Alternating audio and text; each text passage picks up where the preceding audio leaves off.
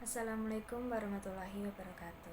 Perkenalkan, di sini saya Yuniar Husnul Khotimah, mahasiswi Merdeka Belajar dari Universitas Negeri Malang dengan nomor NIM 200021309. Pada kesempatan kali ini saya akan menjelaskan mengenai aktivitas praktisi humas atau public relation, konferensi pers, pers release, dan cara mereka berpresentasi. Yang pertama adalah praktek dan tugas-tugas dari praktisi public relation dalam suatu lembaga atau perusahaan. Pada kali ini yang pertama kita akan membahas 3 pokok pembahasan atau 3 garis besar, yaitu yang pertama ada siaran pers atau press release, yang kedua ada jumpa pers atau konferensi pers, yang ketiga ada presentasi. Secara lengkapnya, siaran pers atau press release adalah informasi atau berita yang dirilis. Yang kedua adalah jumpa pers atau konferensi pers, yaitu bertemu dengan keseluruhan media yang ada di suatu wilayah yang diundang, kemudian bertatap muka untuk menyampaikan informasi dari suatu lembaga.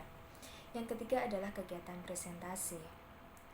Kegiatan ini terkait dengan kemampuan dari komunikasi yang dimiliki oleh seorang praktisi public relation dalam suatu lembaga.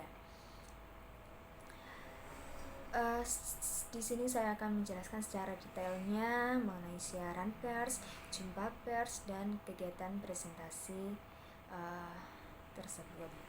Yang pertama adalah siaran pers, merupakan berita atau informasi yang disusun, yang didesain sedemikian rupa oleh suatu lembaga, oleh suatu perusahaan, organisasi maupun institusi melalui tangan-tangan para praktisi public relation suatu lembaga atau organisasi atau perusahaan tersebut, yang menggambarkan keseluruhan kegiatan termasuk dari proses, bahkan ada produk, jasa, maupun manusia. Menurut Warren X, siaran pers merupakan berita yang disusun oleh suatu organisasi dalam rangka menggambarkan keseluruhan kegiatan dari organisasi tersebut, namun tidak hanya sekedar proses dan kegiatan, akan tetapi di dalamnya mengandung berita-berita yang disusun dengan tujuan menggambarkan secara menyeluruh berbagai kegiatan dari perusahaan tersebut, serta lebih kepada siapapun, bahkan terkait dengan apapun, produk dengan segala sesuatu yang akan diterbitkan, yang akan didesain sedemikian rupa melalui sebuah komunikasi, baik komunikasi tertulis, sehingga dapat dimanfaatkan agar sampai kepada khalayak umum yang menjadi target market.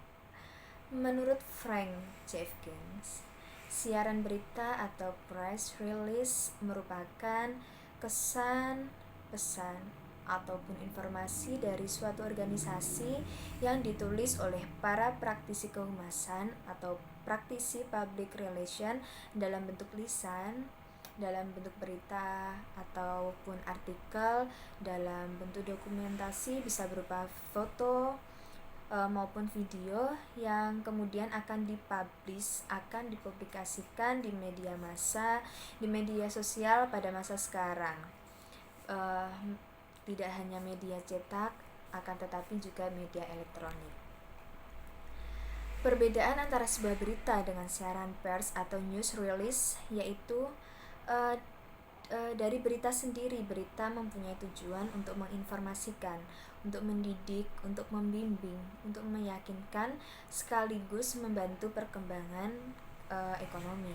Sementara siaran pers sendiri mempunyai tujuan untuk membina dan menumbuhkan sikap, pendapat, citra, pandangan, opini maupun suatu nilai yang diberikan kepada perusahaan, kepada lembaga atau kepada organisasi yang ia dapatkan dari penilaian publik atau masyarakatnya. Yang kedua adalah berita itu memberitahukan mengenai peristiwa, gagasan, masalah yang terkait dengan perusahaan dan sifatnya adalah umum. Sedangkan siaran pers itu memberitahukan tentang peristiwa, gagasan, dan masalah yang terkait dengan perusahaan. Jadi di sini berita itu adalah memberitahukan informasi secara umum, sedangkan siaran pers hanya pada lingkup perusahaan saja. Perbedaan yang ketiga adalah jika suatu berita itu melaporkan fakta yang sesungguhnya berupa data, berupa fakta empirik sebagaimana apa adanya, secara real. Akan tetapi siaran pers sendiri memiliki tujuan untuk mengalihkan perhatian kepada publik, mengalihkan perhatiannya para publik dari fakta yang merugikan perusahaan, organisasi maupun lembaga, dan memusatkan perhatian kepada fakta yang menguntungkan. Jadi dengan siaran pers ini, lembaga, organisasi maupun perusahaan itu hanya memberitahukan citra baik yang dimilikinya dan mengembalikan citra baik apabila suatu lembaga, perusahaan maupun organisasi tersebut sudah mempunyai citra jelek. Jadi untuk memberikan citra yang baik kembali. Perbedaan yang keempat, berita memiliki dampak yang tidak selalu membangun sikap menguntungkan, bahkan berita itu bisa merugikan. Akan tetapi siaran pers ini menyajikan informasi yang memiliki dampak, dapat membangun suatu image atau citra yang baik terhadap perusahaan ataupun suatu organisasi. Selanjutnya adalah bagaimana sih cara mengolah siaran pers oleh suatu media. Jadi cara mengelola siaran pers oleh suatu media itu ada 4 cara. Yang pertama, siaran pers dimuat sebagaimana adanya. Jika formatnya sudah sesuai dengan kebijakan media massa yang bersangkutan. Yang kedua adalah siaran pers ditulis ulang untuk disesuaikan dengan format berita. Yang ketiga, siaran pers itu dipadatkan. Cara menyusunnya tidak bertele-tele, sangat singkat, padat, dan jelas. Cara mengelola siaran pers oleh suatu media yang keempat adalah informasi dalam siaran pers dilacak lebih lanjut oleh para wartawan sebagai bahan kelengkapan berita yang akan diterbitkan.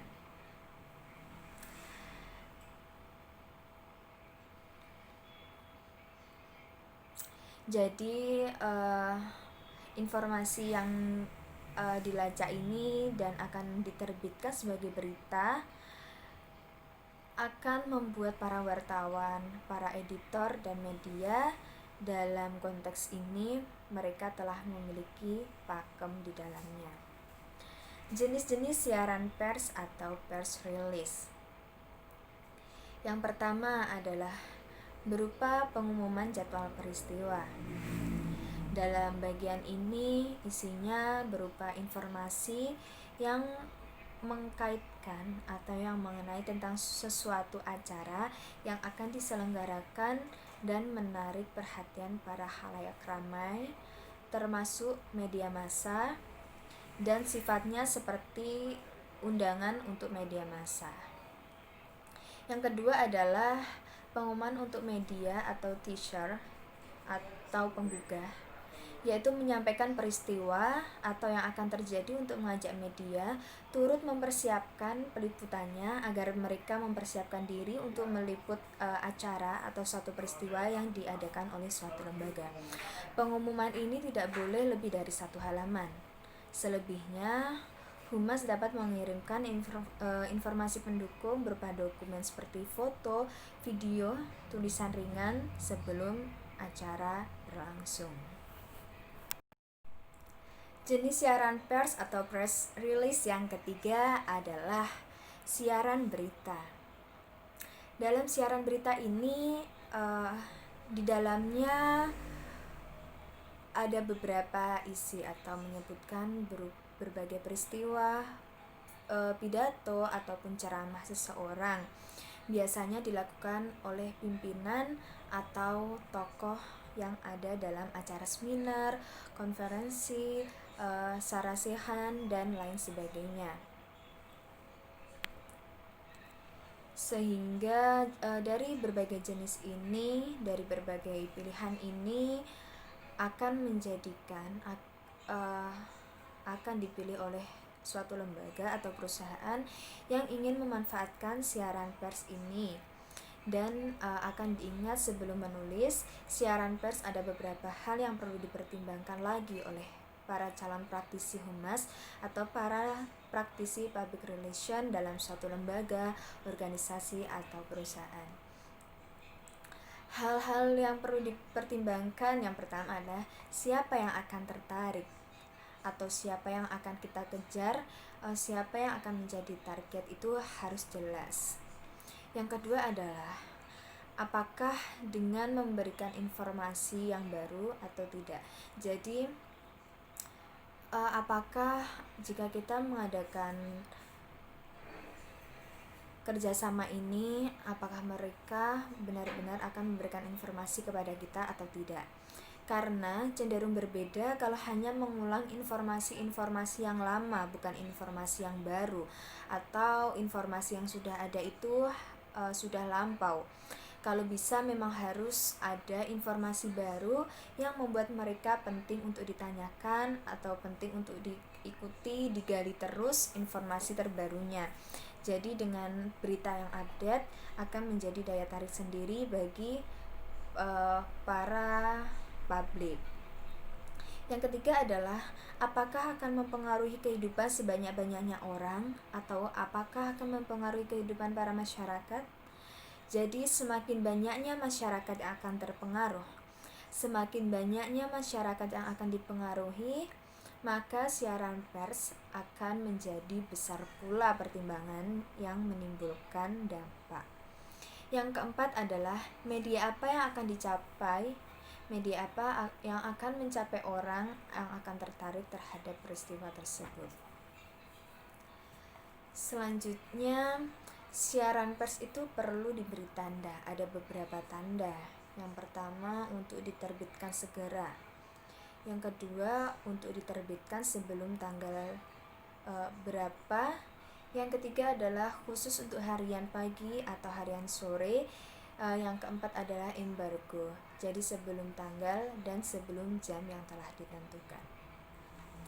Sebagai seorang praktisi humas atau sebagai seorang praktisi public relations suatu perusahaan, lembaga maupun organisasi diperlukan atau perlunya untuk mengetahui hal ini sebagai bentuk dari pengalaman dalam mempelajari kapan waktu yang tepat untuk melakukan kegiatan publish kepada masyarakat maupun kepada publiknya, kapan tanggal, kapan jam yang tepat untuk melakukan publish kepada masyarakat maupun publiknya. Jadi hal itu sangat penting bagi siaran pers.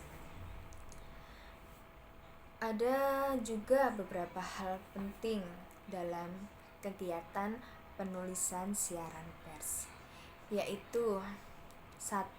Subjek, yang kedua paragraf, atau yang kedua perusahaan yang bersangkutan, yang ketiga lokasi perusahaan, yang keempat keunggulan pesan dan manfaat apa yang diberikan oleh lembaga kepada para masyarakatnya, dan yang kelima adalah penerapan pesan, kegunaan, siapa yang menggunakan dan pihak mana saja yang bisa menggunakan. Yang keenam adalah rinciannya, warna, ukuran, bentuk, dan penampilan, serta yang ketujuh adalah sumber. Saya akan menjelaskan unsur-unsur penting ini dalam penulisannya menurut Frank Jeffkins. Jadi yang pertama adalah subjek. Kenapa subjek itu penting dalam kegiatan penulisan siaran pers? Karena subjek selalu dinyatakan di awal kalimat pembuka. Subjek merupakan bidang kegiatan yang sedang dikerjakan dan sebaiknya tidak meletakkan nama perusahaan sebagai subjek. Hal ini perlu dilakukan karena untuk menghindari kesan promos. Akan tetapi apabila perusahaan sedang disorot oleh masyarakat melalui media, maka perusahaan bisa menjadikan dirinya sebagai subjeknya. Yang kedua adalah paragraf pertama dalam penulisan. Paragraf pertama ini berisi rangkuman pesan secara keseluruhan mengenai isi yang ada pada pesan. Tujuannya adalah untuk memudahkan para pembaca, memudahkan masyarakat mengetahui dengan cepat berbagai update informasi terbaru yang telah dipublish. Semakin tinggi eksperimen seorang praktisi humas atau public relations sebuah lembaga, maka akan semakin dimanfaatkan pula kondisi tersebut sebagai ajang kemajuan dari lembaga itu sendiri. 7 unsur penting dalam siaran pers. Yang ketiga adalah lokasi perusahaan. Yang keempat adalah keunggulan pesan atau berbagai manfaat apa saja yang diberikan oleh lembaga kepada masyarakat. Yang kelima adalah penerapan pesan, kegunaan, siapa yang menggunakan, dan pihak mana saja yang bisa menggunakan. Yang keenam adalah rinciannya dalam berbentuk, warna, ukuran untuk mengetahui bentuk, dan penampilan sangat mempengaruhi mata dan keinginan tahu yang tinggi dari masyarakat pada saat melihat berita itu muncul di berbagai media. Yang ketujuh adalah sumber, di mana berita itu diproduksi, di mana berita itu diperoleh, di mana data-data itu didapatkan, di mana data itu diperoleh, dan harus bersifat fakta. Selanjutnya, bagaimana keterkaitan antara berita dengan pihak jurnalis juga dapat dilihat melalui susunan berita jurnalistik, yaitu berdasarkan tanggal, berdasarkan judul atau headline, berdasarkan lead, dan berdasarkan teras intro dan lain sebagainya. 4 hal tersebut termasuk dengan tanggal, judul, lead, dan teras intro merupakan skenario yang telah didesain. Jadi seorang praktisi public relation akan sering berurusan dengan para jurnalis maupun para editor guna menyepakati berita yang akan dipublish, menyepakati berbagai berita yang akan diberitakan kepada khalayak ramai. Akan tetapi apabila telah terjadi kerjasama yang baik antara pihak lembaga dengan pihak media, jadi sebagai seorang praktisi nanti tinggal menyesuaikan lead-nya saja, harus dengan lead seperti apa. Pembuatan siaran pers diperlukan data atau fakta yang menarik untuk menarik perhatian dari khalayak umum, dari para masyarakat mengenai produk yang dibuat oleh suatu lembaga. Yang kedua adalah penyampaiannya segera setelah adanya peristiwa. Jadi jangan ditunda karena nilainya menjadi habis ketika berita tersebut sudah lewat. Yang ketiga adalah dengan cara langsung ke meja redaksi media massa. Yang keempat adalah memberi kebebasan sesuai dengan kebijakan media. Yang kelima adalah menyampaikan isu untuk memperoleh reaksi masyarakat. Dan yang keenam adalah prasosialisasi mengenai topik tertentu. Selanjutnya, ketika sedang melakukan jumpa pers atau konferensi pers, maka kita sebagai pihak lembaga, sebagai pihak perusahaan maupun organisasi yang menjadi tokoh yang sudah dipercayai oleh lembaga sebagai tokoh maupun sebagai sumber informasi dari lembaga, organisasi maupun perusahaan tersebut, atau seseorang yang sudah ditunjuk oleh suatu lembaga untuk mewakili dalam kegiatan jumpa pers tersebut yang menjadi komunikatornya. Para media atau para jurnalis yang kita undang untuk mendengarkan statement yang akan kita sampaikan pada saat itu dengan hadir di satu tempat secara bersamaan, sehingga nanti pada akhirnya berita tersebut dapat dirilis secara bersamaan pula setelah terjadinya konferensi pers tersebut. Jadi dengan mengundang media itu tidak hanya satu media saja yang diundang, jadi mengundang berbagai media yang ada wartawan sangat banyak untuk mendengarkan statement kita. Setelah itu para wartawan bisa mempublish berita tersebut secara bersamaan pada hari itu supaya berita tersebut tetap menjadi berita terbaru. Jangan sampai melewati tanggal setelah diadakan jumpa pers. Perlu digarisbawahi bahwa memang berbeda antara press release dengan konferensi pers, karena kadangkala kedua hal ini sangat sulit dibedakan. Mungkin karena namanya yang hampir sama atau cenderung salah penempatan kata. Sama-sama ada persnya, hanya beda satu kata yang mewakili keduanya. Akan tetapi yang jelas press release yang bermakna berita yang dirilis ini yang kita desain, yang kita susun, kemudian kita sampaikan kepada para media yang nanti akan disesuaikan. Sedangkan konferensi pers dalam penyusunan beritanya bukanlah dari kita, melainkan kita hanya menyampaikan, kita hanya menulis dan memberikan informasi tersebut dengan berupa data, bisa data tulisan, bisa dengan foto, video maupun rekaman yang telah kita buat, kemudian kita sampaikan. Dan yang menulis berita itu adalah seluruh jurnalis dari berbagai media yang kita undang di waktu dan di tempat yang sama dengan cara mereka masing-masing. Jadi berita yang dipublish ini akan berbeda konsepannya, namun dengan konten yang tetap sama, konten yang mengacu pada apa yang telah kita sampaikan, apa yang disampaikan oleh suatu lembaga, organisasi maupun perusahaan. Nah, yang lebih parah lagi yaitu kerja dari tokoh atau yang menjadi sumber informasi berita bagi suatu perusahaan, lembaga atau organisasi ini, atau yang biasa disebut dengan praktisi humas, praktisi public relation, yang akan menjadi sorotan para media, yang akan menjadi sorotan para wartawan karena akan ditanyai berbagai pertanyaan-pertanyaan. Akan tetapi ketika mendatangi konferensi pers, bisa saja bukan praktisi public relation-nya yang ditunjuk sebagai sumber informasi.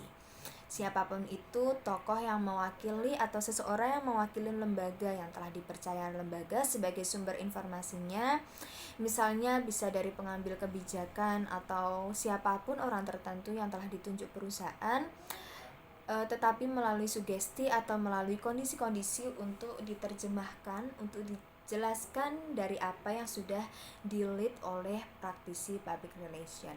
Jadi tokoh atau yang menjadi sumber informasi tersebut adalah seseorang yang benar-benar mengetahui kondisi secara nyata dari perusahaan dan mempunyai skill dalam mempresentasikan dan menjawab berbagai pertanyaan yang nantinya akan diajukan oleh para wartawan yang ada pada media.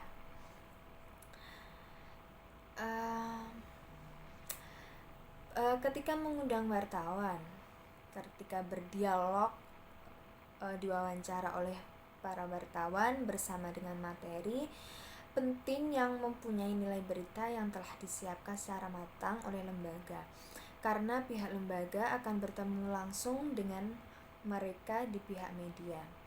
Mereka akan menyampaikan, jadi memang produk knowledge terkait dengan peristiwa atau produk yang akan disampaikan itu adalah orang-orang yang mempunyai kapabilitasnya tinggi, mempunyai komunikasi yang tinggi, cara bicara yang lancar, yang ahli, bisa membawa suasana agar tidak membosankan karena kemampuan bicara yang ia miliki sebagai tokoh yang mewakili perusahaan, organisasi maupun lembaga dalam kegiatan konferensi pers. Sehingga hal tersebut akan memunculkan kondisi-kondisi yang masyarakat ingin tahu, sehingga para jurnalis membuat beritanya menjadi lebih enak. Karena informasi yang diterima oleh para jurnalis, berbagai informasi yang diterima oleh para wartawan itu dapat diterima dengan jelas, dapat diterima dengan lugas, seperti itu. Setelah mengetahui berbagai makna, berbagai pentingnya, dan kegiatan presentasi yang dilakukan oleh konferensi pers, sebenarnya apa sih tujuan dalam melakukan kegiatan ini? Tujuan apa sih yang dimiliki dengan diadakannya konferensi pers? Jadi tujuan diadakan konferensi pers ini ada beberapa. Yang pertama, dengan konferensi pers bisa menyebarluaskan informasi positif untuk publik mengenai berbagai keadaan atau informasi yang ingin disampaikan oleh perusahaan, lembaga maupun organisasi kepada masyarakat luas.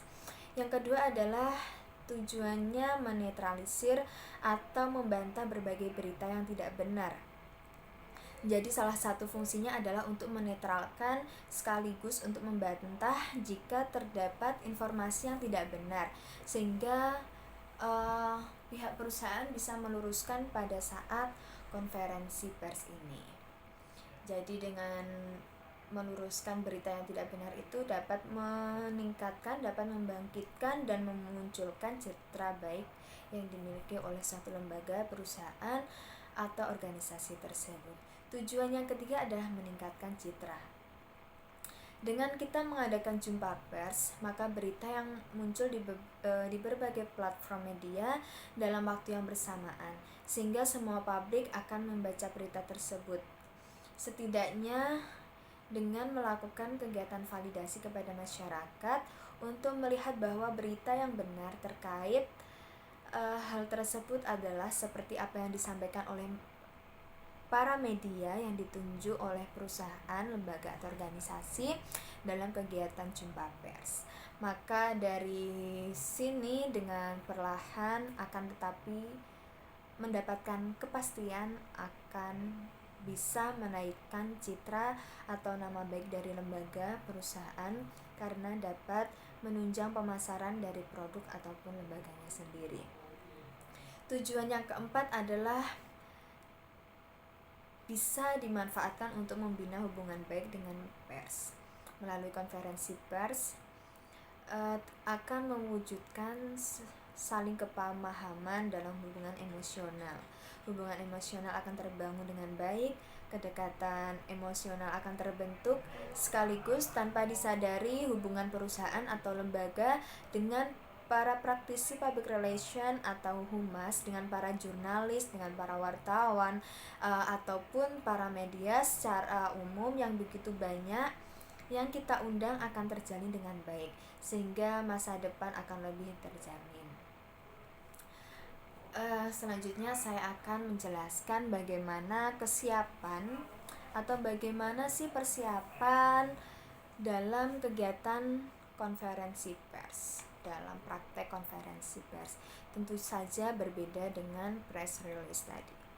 Kalau konferensi pers, karena kita yang akan menjadi sorotan, kita akan menjadi sumber beritanya, maka dimulai dari konteks penyampaian informasi tersebut harus disusun dan direncanakan dengan baik dengan mempersiapkan berbagai hal berikut ini. Yang pertama yaitu tentu mengirimkan undangan kepada para redaksi atau kepada para media minimal 3 hari sebelum diadakannya konferensi pers. Karena agar para media dapat menjadikan konferensi pers kita sebagai waiting list, sebagai list pekerjaan mereka yang ditunggu mereka.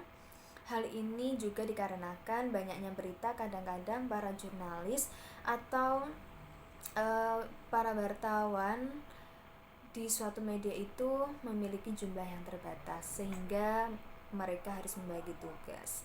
Jadi nanti ada beberapa wartawan dari media yang akan dikirimkan atau yang akan menghadiri undangan dari suatu lembaga atau perusahaan kita.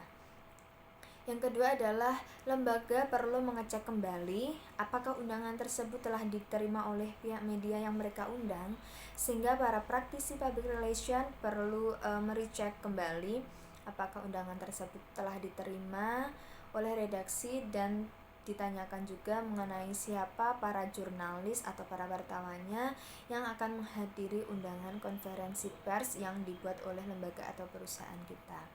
Setelah itu kita juga harus meminta kontak dari para redaktur yang akan hadir agar bisa menghubungi tempat berita dan lain sebagainya. Yang ketiga adalah menyiapkan press release yang akan disampaikan. Press release ini yang akan kemudian dibaca dan dipahami sebagai produk knowledge oleh orang yang dipilih oleh lembaga atau perusahaan. Apakah itu praktisi public relation atau humas, bahkan pimpinan maupun orang yang berkompeten dalam persoalan tersebut. Jadi harus di-lead dulu dengan press release yang sudah didesain bersama dengan para praktisi public relations suatu lembaga atau perusahaan. Yang keempat adalah perusahaan bersama dengan para praktisi public relation harus menunjuk juru bicara. Tidak harus dari humas, akan tetapi siapapun yang bisa mewakili, bisa pimpinan, bisa pengambil kebijakan atau orang lain yang dinilai mampu dan cocok menjadi juru bicara suatu lembaga atau perusahaan mereka. Knowledge ini dianggap paling mengerti, akan tetapi tidak sekedar paham, dan juga dituntut unggul untuk memiliki kemampuan komunikasi, karena kegiatan ini adalah dilakukan secara live dan direcord secara langsung oleh berbagai media. Andai saja terjadi kesalahan berbicara, itu sudah menjadi kesalahan fatal, menjadi informasi, menjadi berita yang salah, dan akan memunculkan berbagai persoalan sendiri apabila berita maupun informasi yang disampaikan perusahaan itu salah, karena dalam kegiatan ini dilakukan secara live dan benar-benar sudah direkam oleh para media. Yang kelima adalah harus menyiapkan tempat yang sesuai dengan jumlah dan tamu wartawan. Jika bisa harus tempatnya itu misal tempat yang menyenangkan agar bisa membawa suasana, ada gairahnya sendiri bagi para media ataupun perusahaan ketika melakukan kegiatan ini. Tempat yang digunakan harus mempunyai akses yang mudah dan menampung seluruh media. Perlu diketahui bahwa pihak media bukan hanya subjek saja, melainkan juga alat-alat yang mereka gunakan seperti kamera, lighting, dan lain sebagainya yang memerlukan tempat yang luas. Yang keenam adalah persiapan alat bantu seperti screen dan lain sebagainya. Yang keenam ini persiapan alat bantu yang perlu diperhatikan seperti screen HP dan lain sebagainya. Persiapan konferensi pers perlu mempersiapkan alat bantu seperti mikrofon, pengeras suara, speaker, dan apapun alat yang dibutuhkan dalam kegiatan konferensi pers ini. Berbagai alat yang diperlukan dan memang sudah siap pakai dan dipastikan memiliki fungsi yang baik. Dipastikan ketika digunakan dalam konferensi pers dapat berfungsi dengan baik. Jadi sebelum datang ke acara konferensi pers, berbagai alat itu harus benar-benar disiapkan dengan baik supaya bisa digunakan dan tidak ada kendala dalam kegiatan konferensi pers. Kenapa alat-alat bantu tersebut perlu disiapkan sebelum menghadiri acara konferensi pers? Karena para media ini pasti akan dikejar oleh jam tayang atau akan dihitung waktu.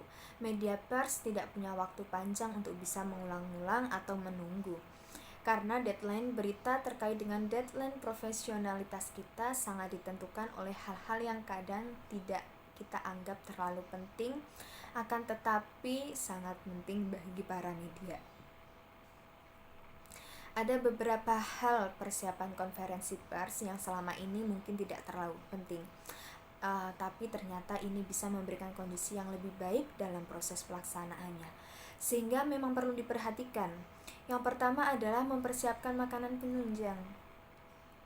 Ketika mengundang orang, ketika mengundang tamu, misal para wartawan, jurnalis, dan tamu-tamu lainnya yang kita anggap penting untuk mengetahui beberapa hal yang terkait dengan informasi yang akan kita sampaikan diperlukan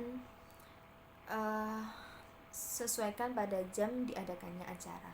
Jadi mereka lebih nyaman, lebih terasa erat kekeluargaannya, lebih terasa erat emosionalnya, memunculkan jiwa emosional sehingga memiliki kedekatan yang lebih intim seperti itu. Jangan lupa juga mempersiapkan media kita atau gimmick, paling tidak dengan memberikan souvenir bagi tamu atau bagi para jurnalistik. Jadi ketika mereka pulang, mereka merasakan ada keterkaitan antara tamu, media yang hadir dengan perusahaan atau lembaga kita. Ketika saat pertemuan atau berlangsungnya konferensi pers tersebut, jangan lupa membuat daftar hadir atau buku tamu khusus bagi para wartawan atau bagi para jurnalistik, sehingga kita mempunyai data-data khusus yang nantinya kita bisa gunakan kembali, yang bisa kita kontak langsung ketika kita akan mengadakan konferensi pers lagi, atau mungkin ada kebutuhan tertentu yang akan melibatkan pihak media lagi. Jadi hubungan relasi yang terbangun akan menjadi data-data utama kita nanti. Persiapan berikutnya adalah durasi konferensi pers diatur secara ringkas. Pengingat waktu harus selalu digunakan, karena wartawan memiliki waktu yang sangat terbatas. Jam kerja para wartawan dan jam kerja yang dimiliki oleh jurnalistik itu adalah jam kerja yang dikejar oleh waktu. Tidak seperti kita yang bisa bersantai-santai, mereka bekerja dengan bermain di 5W1H, yaitu what, who, why, when, dan where, serta how. Dengan bekerja mencari berbagai berita sampai titik jenuh yang mereka tidak selesaikan, sudah mereka akan closing. Percakapan yang dilakukan tidak perlu panjang-panjang dan terbelit-belit. Mereka tidak perlu mendengarkan berbagai informasi mulai dari A sampai Z. Jadi mereka harus mendengarkan informasi sesingkat mungkin, seminim mungkin, karena itu tadi mereka adalah para pekerja yang dikejar oleh waktu.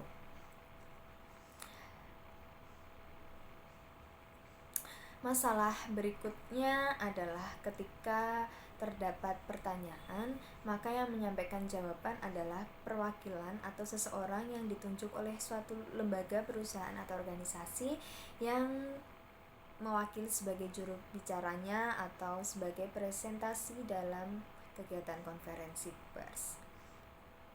Ada tanggung jawab bagi para wartawan jika ada pertanyaan dalam kegiatan konferensi pers ini di luar topik. Kalau di luar topik, kadang-kadang wartawan sangat gampang sekali untuk mencari celah. Maka harus waspada apabila kita mendapatkan pertanyaan di luar bidang atau di luar topik yang kita sampaikan tadi. Jadi menjawab pertanyaan harus tetap menjawab dengan jawaban yang mendukung citra lembaga tersebut, yang bisa mendukung, yang bisa menghasilkan, sekiranya tidak menjatuhkan lembaga, akan tetapi yang bisa menghasilkan nama baik atau citra baik bagi lembaga atau perusahaan. Jadi jangan sampai terpeleset apabila kita menjawab pertanyaan dari para media. Maka yang menjadi syarat utama, menjadi hal penting untuk tokoh sentral atau juru bicara yang mewakili lembaga itu adalah orang yang sangat tahu, yang sangat paham mengenai produk jasa suatu perusahaan atau organisasi lembaga kita, dan orang yang paling mengerti ketika menghadapi para jurnalis atau para wartawan, dan orang-orang yang paling memiliki kemampuan komunikasi, memiliki kemampuan yang baik dalam menghadapi publik atau kemampuan public speaking yang handal. Apabila terdapat wartawan atau jurnalis di luar undangan, kita tidak boleh mengusir, jangan diusir. Selama masih ada persediaan kursi, selama masih ada tempat, tetap dipersilahkan saja dengan baik. Kadang para wartawan yang tidak diundang ini justru memberikan dampak yang luar biasa terhadap berita yang ingin kita rilis ini. juga sebagai bentuk pelayanan kita kepada para media, karena memang kadang-kadang para media yang lain yang tidak kita undang juga membutuhkan informasi dari kita. Kebetulan mungkin mereka lewat dan mendapat berita saat konferensi pers itu berlangsung. Pertama, kita membahas soal konferensi pers. Yang kedua, kita tadi membahas tentang konferensi pers, dan yang ketiga dalam konten konferensi pers atau jumpa pers yang tujuannya adalah untuk memperkenalkan acara kegiatan atau peristiwa terhadap media yang akan kita undang dalam rangka memberikan statement atau penjelasan. Maka lembaga perlu memilah dan menentukan secara pasti siapa tokoh yang akan mewakili lembaga, siapa juru bicara yang mampu dipercaya oleh suatu lembaga, organisasi maupun perusahaan yang mewakili perusahaan tersebut dalam menghadapi wartawan media.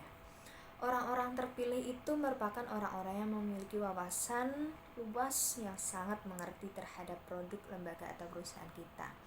Harus orang yang paling paham, yang mengerti tentang persoalan yang terjadi di suatu lembaga, dan tentunya memiliki kebijakan yang baik di depan publik, memiliki kemampuan cara bicara yang baik. Karena dari sumber berita yang dipilih oleh lembaga atau perusahaan adalah orang-orang yang memiliki wawasan itu, intinya terkait dengan komunikasi, kemampuan komunikasi. Apalagi di depan publik secara tidak langsung akan terkait pula dengan kemampuan ia dalam mempresentasikan informasi perusahaan, mempresentasikan dan menjelaskan semua hal yang disampaikan terkait pada saat jumpa pers atau konferensi pers yang dilaksanakan. Dalam kegiatan konferensi pers membutuhkan kemampuan presentasi yang sangat baik ketika harus berbicara di depan publik. Misalnya ketika konferensi pers terjadi, maka hal itu sama saja dengan kita sedang menyampaikan presentasi di depan khalayak. Dan khalayak ini adalah orang-orang yang nantinya akan mengolah berita tersebut. Karena mereka berhadapan dengan para jurnalis, berhadapan dengan para wartawan yang akan menjadi pencari berita. Jadi kalau presentasi yang kita sampaikan tidak bisa mumpuni, bisa menjadikan persoalan yang besar yang akan dihadapi oleh perusahaan, lembaga, atau perusahaan kita. Apalagi dalam konsep tanya jawab setelah kegiatan konferensi itu. Setelah presentasi ada proses atau ada kegiatan tanya jawab, di mana memerlukan kemampuan presentasi tingkat tinggi dalam menyampaikan berbagai jawaban yang diajukan oleh para wartawan atau jurnalis. Para wartawan atau jurnalis ini membutuhkan treatment sendiri, dan wartawan adalah orang yang sangat kritis dengan yang namanya berita. Mereka memang dituntut untuk rajin bertanya. Maka yang namanya jumpa pers jangan pernah melupakan kesempatan tanya jawab demi mendapatkan kejelasan atau mendapatkan berita yang bagus. Keinginan yang tinggi ini dalam menggali berbagai berita menjadi pesona yang luar biasa yang dimiliki oleh para wartawan atau para jurnalis.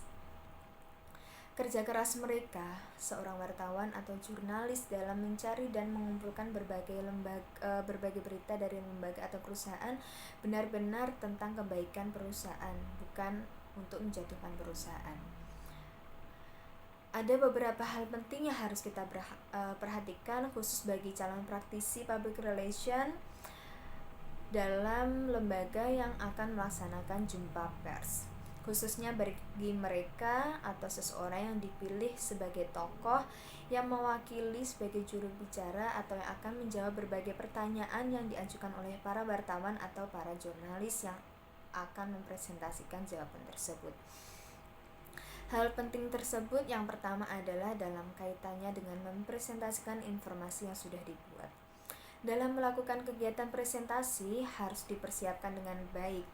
Kemudian bagaimana pola menjawab dari pertanyaan-pertanyaan yang telah diajukan oleh wartawan harus sudah kita siapkan dengan matang. Apabila ada pertanyaan di luar dugaan atau di luar topik saat konferensi pers terjadi, harus bisa menjawab, memposisikan dirinya agar tidak menjatuhkan perusahaan kita. Hal tersebut dilakukan sebagai upaya agar tidak mendiskriminasi perusahaan atau lembaga, tidak menjatuhkan nama baik lembaga, akan tetapi tetap dengan tujuan utama, yaitu membuat perusahaan atau lembaga menjadi lebih baik lagi. Ini merupakan pintu utama dari presentasi yang akan kita lakukan melalui kegiatan konferensi pers. Kemudian beri tanda press release kepada para audiens. Di press release yang sudah dibuat akan kita sampaikan sehingga tingkat pemahaman mereka akan lebih cepat dan bisa sesuai dengan apa yang kita sampaikan. Demikian yang saya sampaikan pada video saya kali ini. Apabila ada kurang lebihnya dan kesalahan kata saya dalam mempresentasikan materi ini, saya mohon maaf yang sebesar-besarnya. Wassalamualaikum warahmatullahi wabarakatuh.